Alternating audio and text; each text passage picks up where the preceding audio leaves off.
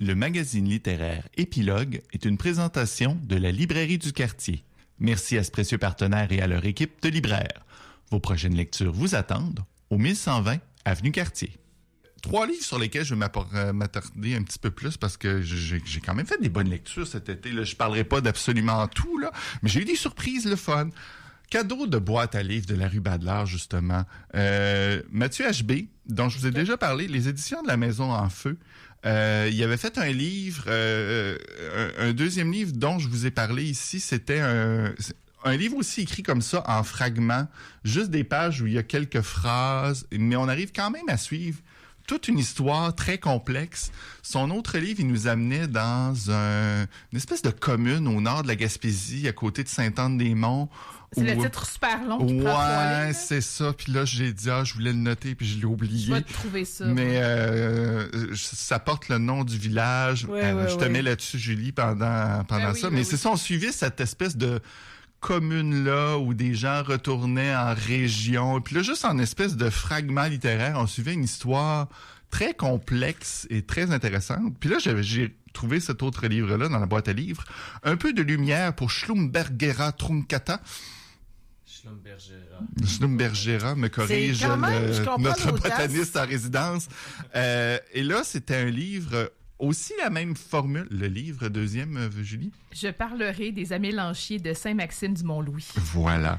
C'est original, mais quand même, je me questionne comme choix d'édition, d'avoir des titres aussi complexes.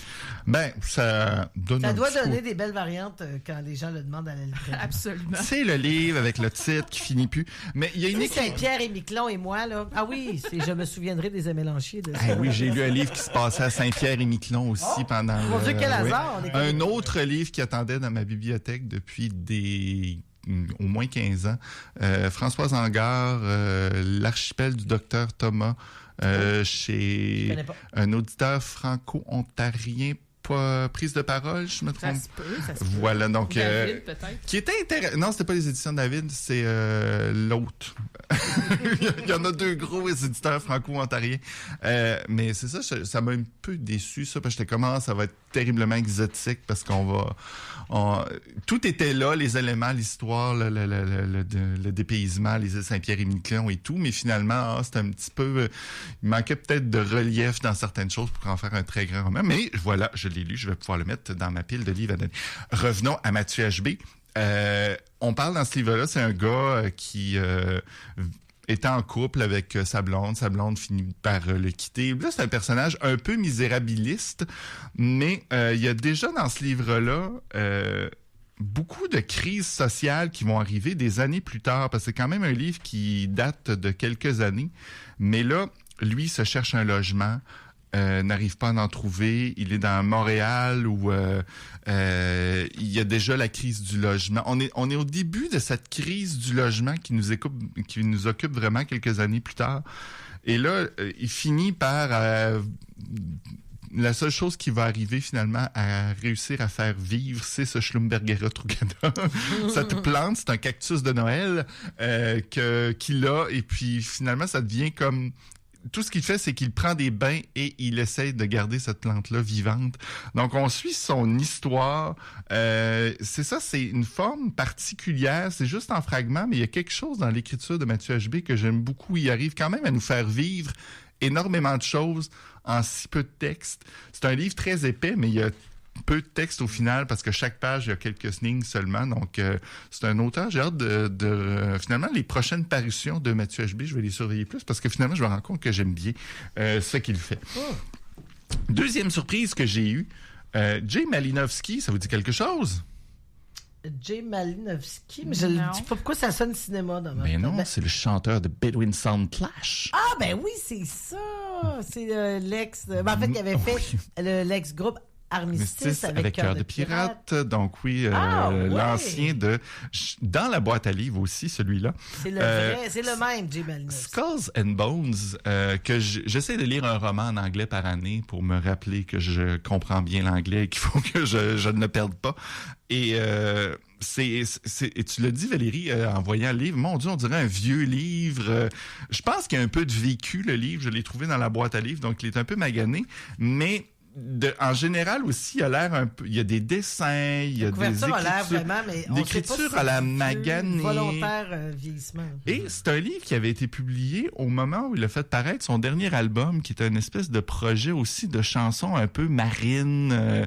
On était dans le thème du voyage, des histoires de pêcheurs, de gens sur des bateaux. Puis, mais je savais même pas qu'il y avait eu... J'ai vu le show de ce disque-là et je savais même pas qu'il y avait un livre qui avait été publié en même temps. Et le livre, chaque chanson du disque, ça rapporte à un des chapitres de ce livre-là. Beau projet. Mais c'est ça, j'étais comme, qu'est-ce que ça va donner? Qu'est-ce que c'est? Mais au final, j'étais très agréablement surpris par l'écriture dans ce livre-là. Et c'est vraiment un roman d'aventure, d'histoire, de conquête de territoire. Ça commence à un moment donné où il y a une jeune fille en Espagne qui trouve dans une maison où habite l'anglais, entre guillemets, une boîte de lettres qu'il a écrit à sa petite... ou l'anglais, qui est un marin qui est arrivé dans ce village-là à un moment donné, tout à fait par hasard, disparaît. Puis là, en voulant vider la maison, il trouve cette boîte de lettres-là qu'il lui a écrit. C'est chacun des chapitres du roman. Et il raconte un peu l'histoire de sa vie et de sa famille en lui disant, c'est important que tu connaisses l'histoire de ta famille. Nous sommes une famille de marins, quasiment de pirates.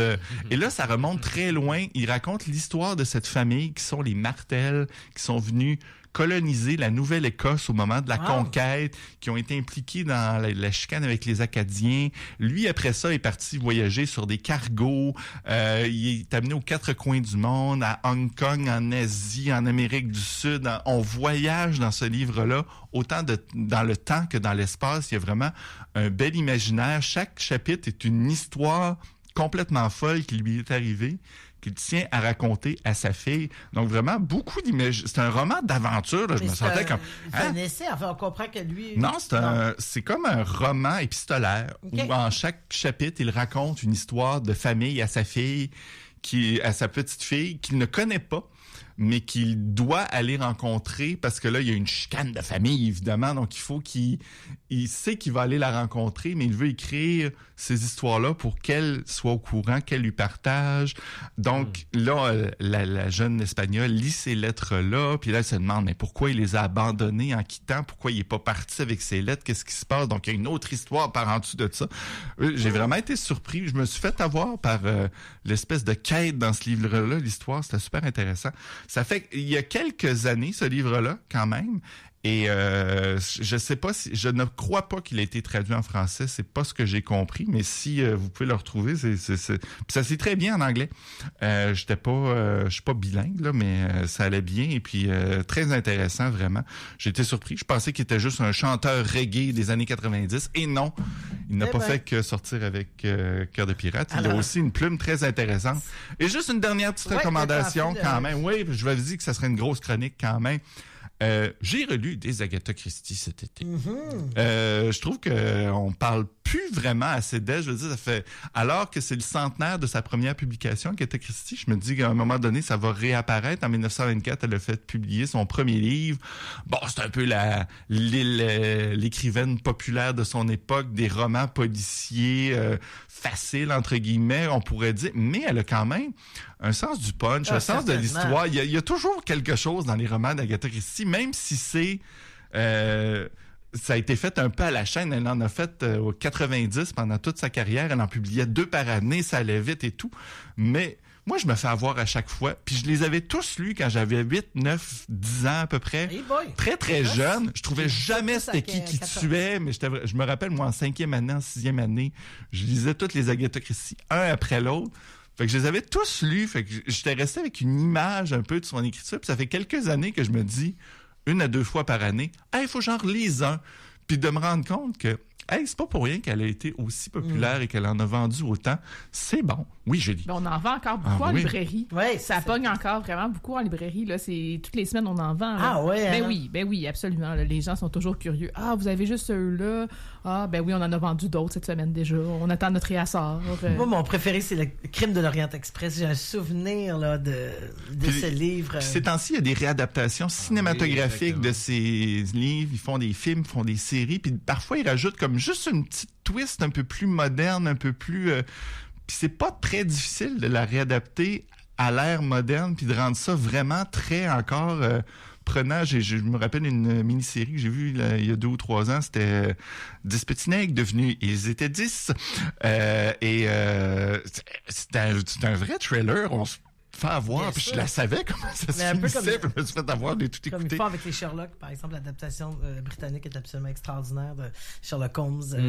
C'est vrai que la base, puis c'est le même mécanisme, hein? Tous les romans policiers depuis 60 ans après ça ont été mais elle a tellement créé de patterns de romans policiers qui je veux dire, elle est à la base de plusieurs choses d'Agatha Christie. Donc, à redécouvrir. Un petit côté aussi, on vient de finir Downton Abbey à la maison. Là. Il y a toujours des servantes puis des grandes maisons. Ça aussi, c'est intéressant. C'est un univers complètement autre. C'est toujours des grandes maisons comme ça, mais très intéressant. Puis c'est ça, j'en ai relu 1 ou 2. Là, je vous ai traîné La Maison du Péril que j'ai lu. Puis toujours dans cette classique édition du Club des Masques avec les images. Donc, valeur nostalgique, mais je me rends compte que c'est toujours très bien. Design qui revient à la mode d'ailleurs dans certaines éditions. Ben, merci Marianne pour ce tour d'horizon on disait qu'on évitait parfois les pièges de la rentrée littéraire. Bon, on a terminé avec du Agatha Christie. C'est formidable. On va aller tout de suite après et entendre Julie Collin qui nous parle de Laura Nicolet et Rue Escalier. Et je vous parlais de Jay Malinowski, de son disque sur le marin et tout, là. Donc, on va aller écouter une pièce de cet album, Passion Phipps.